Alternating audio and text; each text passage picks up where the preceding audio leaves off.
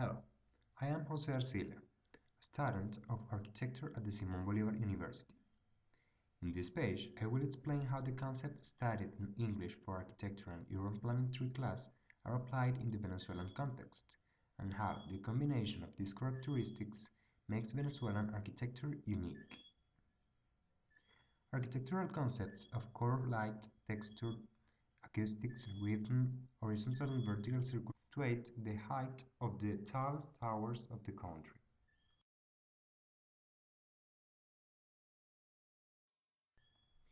The dynamism of the daily life of Venezuelan people in the big cities gives importance to the design of good circulation systems, sometimes in reduced and limited spaces. Millennium Mall is a great example of a crossroad building. It is located between two important vehicular ways, in front of a square and over a subway station. So, this mall is a connector that links all these transit nodes in a triangular shape excavated in the terrain, crossed by bridges in some points to allow a fluid transit in an active city.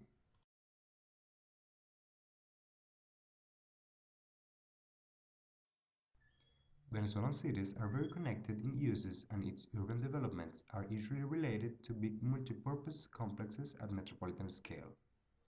It results in big lots and buildings that satisfy the needs of many people in dense cities.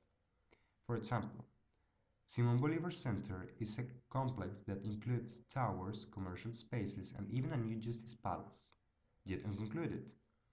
It works as a metropolitan icon, so the scales treated on its spaces needs to be enough large to be used for people from all the city.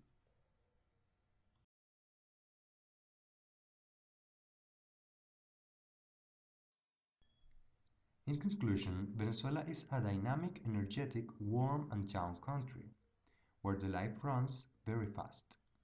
This is reflected in its architecture, which tends to be overwhelming, changing and even massive in some cases, adapted to connect the whole city and links the people with art in social and meeting places. The architecture in Venezuela is focused in the experiences of the street, the common place where citizens get together. It is exactly like the Venezuelan people, friendly, social, and extroverted.